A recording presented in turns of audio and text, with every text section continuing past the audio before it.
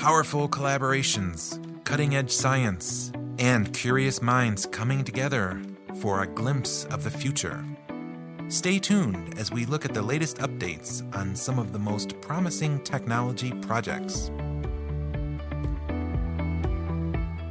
Hello and welcome. I'm your host, Peter Ballant. Today, we take another look at the SPARTA project. It's been 9 months since the SPARTA project kicked off. As we've previously reported, SPARTA is a huge EU-funded project which will define new ways of improving cybersecurity in the European Union. Actually, it's really more of a growing cybersecurity competence network. In the last few episodes, we spoke with the project coordinator as well as various partners who collectively plan on systematically rolling out new ways of doing things to better protect citizens against cyber attacks or cyber theft. And being curious, I reached out to project coordinator Florent Kouchner once again to see what's been done since the kickoff. He pointed me to 3 very specific SPARTA achievements that were recently presented at CyberTech in Rome. Firstly, the SPARTA Associates and Friends program has officially launched. This program will build a cybersecurity community of sorts within the EU. The real value in this comes from the two-way communication between the community at large and those responsible for building the roadmap to better computer security. And speaking of roadmaps, SPARTA has developed a cybersecurity roadmap which says basically who will do what and when. It's a tool to align people with activity. This is really important when we're talking about cybersecurity because it's a rapidly evolving multidisciplinary topic ranging from technical to behavioral to cultural issues. The stakes are high and the target never stops moving. And finally, the Cybersecurity Act in Europe defines the main requirements for European cybersecurity certification schemes to be developed. SPARTA has already provided the underpinnings to support these efforts in making sure that anything computer-related is as safe as possible. So as you can see, just 9 months in, and there's already been considerable progress in the SPARTA project. But let's go back to the beginning, the kickoff meeting at the beginning of 2019. We had the opportunity to speak with many SPARTA partners, including Michael Friedwald from Fraunhofer in Germany. He's working as an ethics officer in SPARTA to ensure that ethical, legal, and societal aspects are being considered. It falls under the heading of responsible innovation. It's something we generally don't link with cybersecurity, but let's see how this all comes together.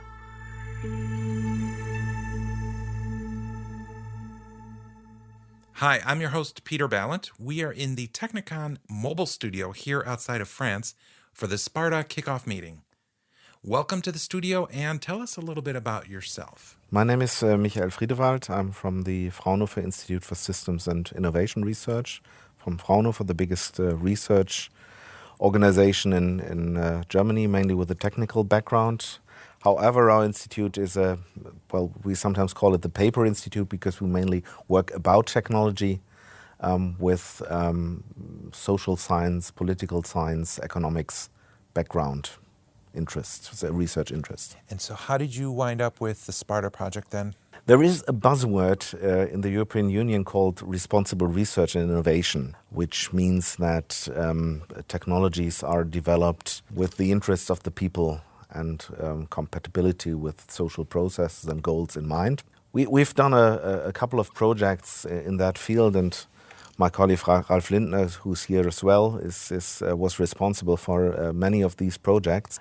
So we were quite visible as specialists in the field of responsible research and innovation, and that's how the project coordinator came across us and asked us if we would like to cover that aspect in SPARTA as well. Okay, so you're responsible for one piece of this project or one... Yeah, it's one work package. It's called Responsible Innovation, Ethical, Legal and Societal Aspects of Cybersecurity. So if you're talking to someone on the street, how would you explain that to them, to an average citizen of the EU? It is important that technological innovation do not only take into account the technological problem behind it. So taking something like a functional approach to the development, but also see first if the problem, the technical problem, is also compatible what the man on the street understands is a problem in today's society. Then to take care that the maybe competing interests of citizens groups are taken into account in the development of certain solutions, which includes also elements like participation of civil society, the assessment of possible impacts that solutions could have in other fields, and finally a check that these solutions really are legally compliant. For the civil society, what kind of threats are there out there for someone? Somebody might say to you, well, I feel pretty secure with my phone and my computer. I have virus protection and everything's okay. What's the big picture? How do you explain that to somebody? Well, maybe at the core of the problem is that cybersecurity issues are in most cases quite remote from the normal layman's experience. And that is the reason why people act sometimes in a paradoxical way, which might be in contrast to the security goals. Well, think about, just passwords.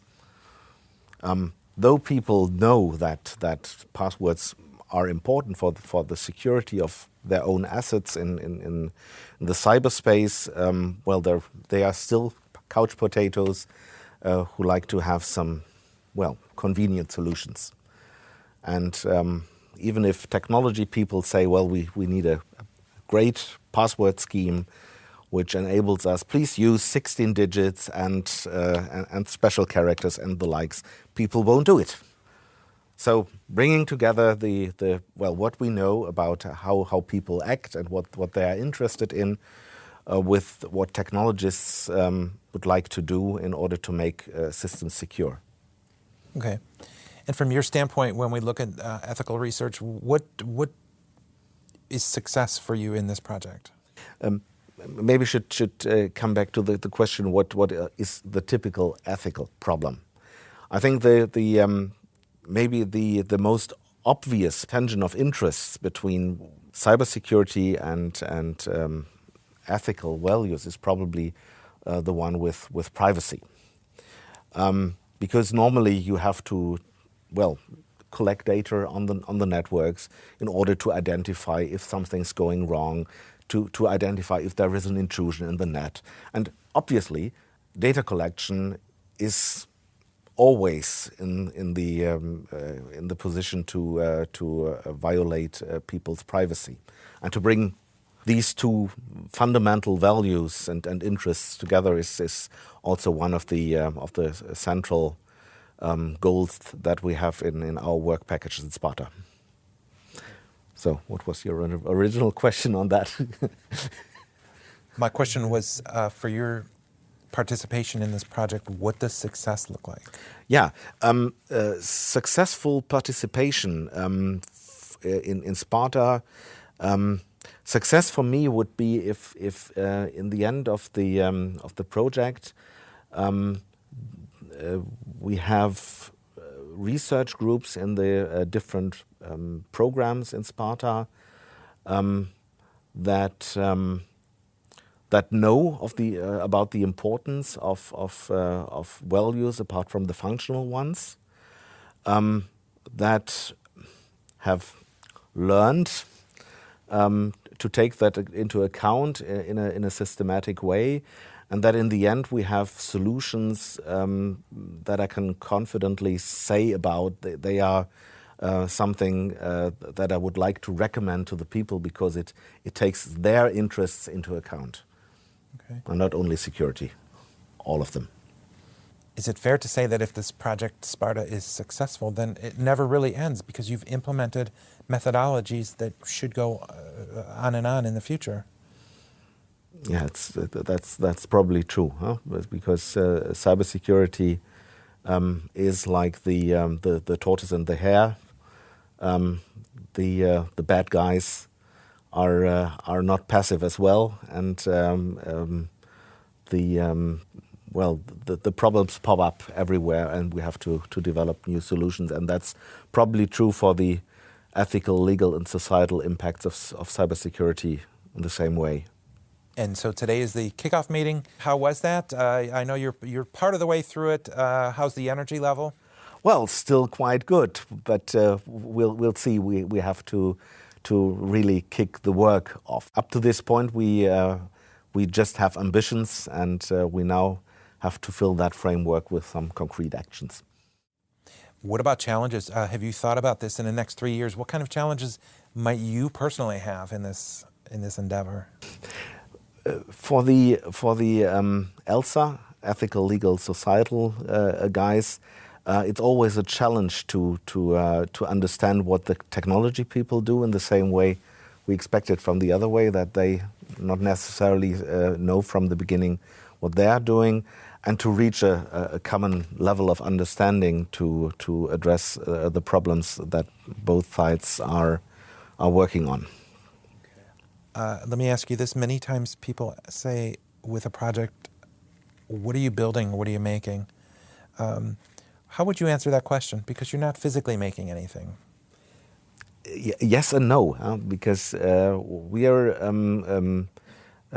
during this through these projects we make a lot of experience with the way that non-technical requirements are taken up by the research community, and it's always a challenge to produce new ideas how to integrate this kind of stuff into the development processes.